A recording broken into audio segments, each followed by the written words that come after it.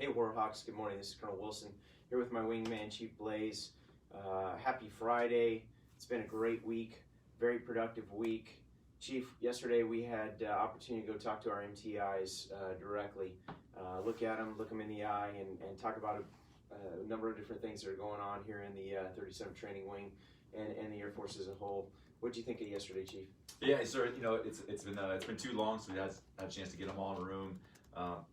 I really think that they appreciate it, even though it wasn't going to be a pep rally by any means. Yeah. They're continuing to push hard, but we try to get into the key topics, the things that are on the mind, the things that are battling through them and their families. So I hope they appreciated the transparency on the tough decisions that have been made, and then kind of what we're looking at moving forward. Yeah, I mean that crowd. I love them, but they're all business all the time. And you know what? You get it. You understand why. It's because they're always pushing airmen. They're always pushing trainees.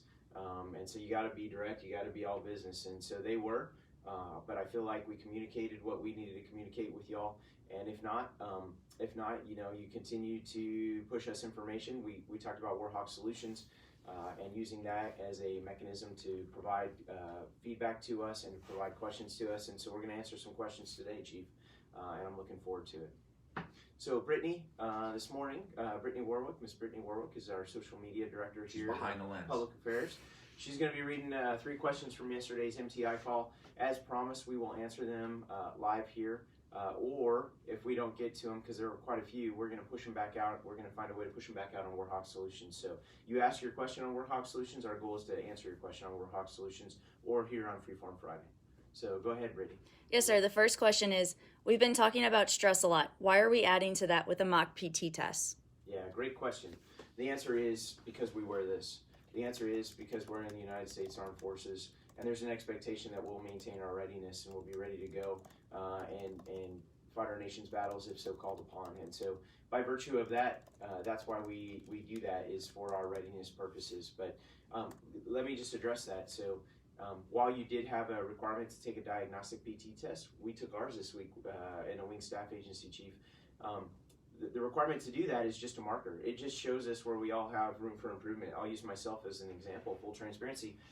Over the last 6 months, I've lost 30 seconds on my time, on my run time. And so it was a wake up. I was not really fully aware of where my physical readiness was. I've been working on it, but I wasn't really as serious as I probably needed to be. So it's just a good marker, Chief, to know how ready we are to go. Any thoughts on that? Yes, sir. I think the thing is that obviously anytime you work out, you're putting your body under stress, right? That is a natural thing of it. But you also do that so that when you have to exert yourself, it's not as much of an undertaking, right? And that's why I would say it's not just a military imperative. It's for life, right? You're trying to play the long game here. You're trying to take care of yourself, and the further you put off taking care of yourself, whenever things get when stress gets thrown upon you, it's going to be tougher. So that's why we really wanted to.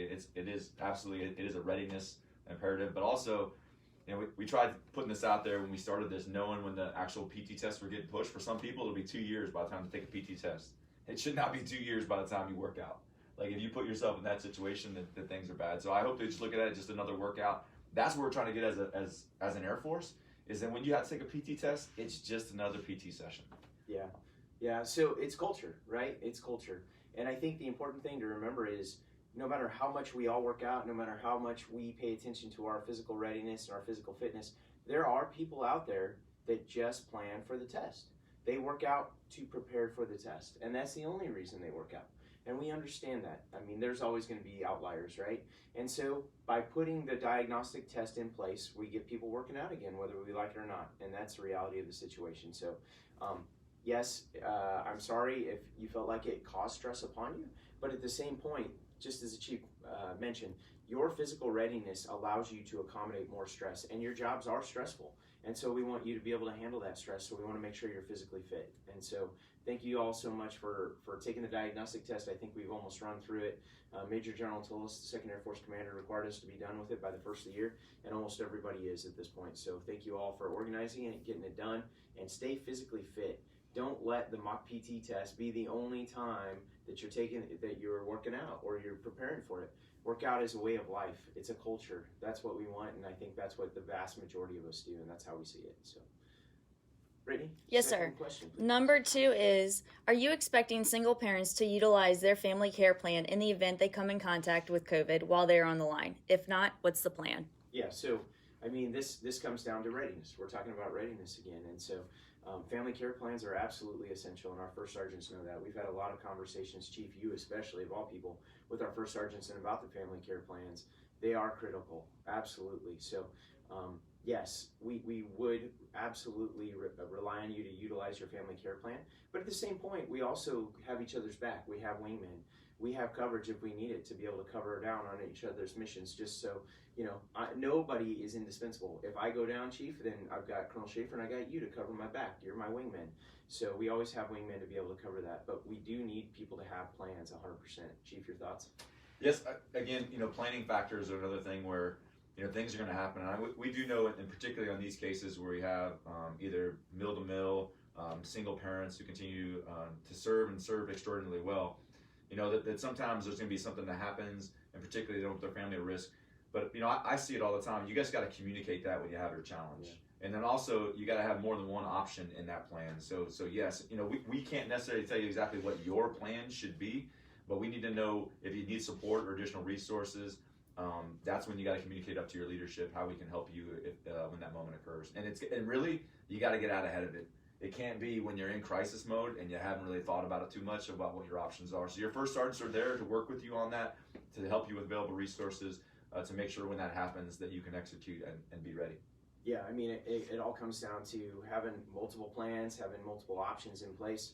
And then when those fail, then absolutely the institution, the wing, the squadron, the group, they're going to huddle around you. They're going to make sure you're taken care of at the end of the day, because we all have each other's back and we all need the mission to go forward. So, but thank you so much for your question. Brittany? Yes, sir. Number 3 is, your strategic objectives mention relationships with academics. What are those relationships and what are you planning to do for us? Yeah, great question. What are those relationships? The answer is ultimately not to the extent that we want. There are some wings out there that have some amazing relationships with some universities out there on a number of different levels, whether it's their installation support, whether their tech training curriculum, and those forms of things. That's 100% why we made it an objective, is because we have some work to do there. There are so many amazing universities and institutions, academic, higher level, degree level institutions, from Incarnate Word to UTSA. There's a bunch. And we have had a lot of discussions with them, Chief, but we just haven't been able to put paper to pen and quite finalize what we want to get after and find out what they need and what we need. So that's why we've made it an objective, and that's why it's in the strat plan, is because we want to get after it. Not necessarily because we figured it out. If we figured it out, we wouldn't have any need to put it in the strat plan and make it an objective. So, but we are absolutely 100% committed to that. And Chief, our Training Development Council is meeting, I think, as we speak. Yes, sir. They're talking about that exact objective right now. Yeah. So our Training and Development Council is how we're going to get after a lot of these. Force development. Chief talked about force development yesterday. He talked about with our MTEIs.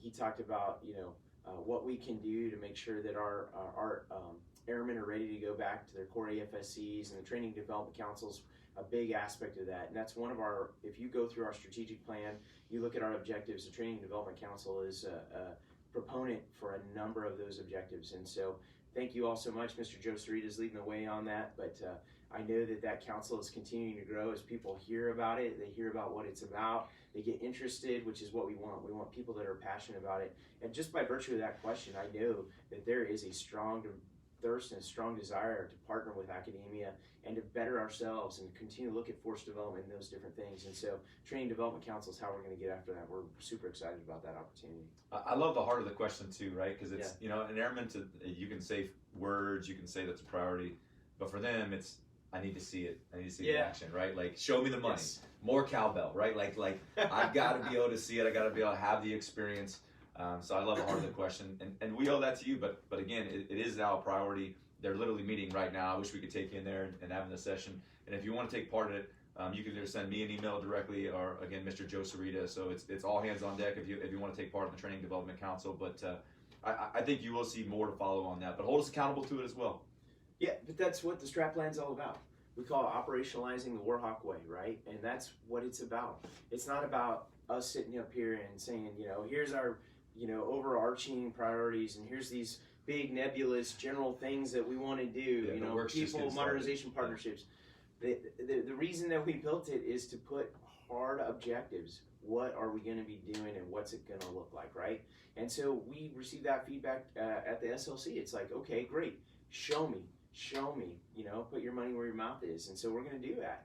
We're going to be tracking these objectives. We're going to be doing it regularly. We're going to be doing it with your leadership at every level. So this is something that we're really serious about. This is something that means a lot to us. It's not just talking about things, it's about doing things. And so all three of these questions, I think, kind of led us down that road a little bit. So I appreciate everybody's interest. I appreciate everybody's questions. We're going to continue to answer questions as we go. But for the sake of not making this too long, I think that's the last question we'll take for today. Brittany, is there anybody online by chance that's asked any others? They're not asking questions. I kind of asked them what they're thankful for this year, so we're getting a lot of good answers with that, and most of them are saying you guys and the Air Force and what we're doing. Yeah, So things are good. Oh my gosh.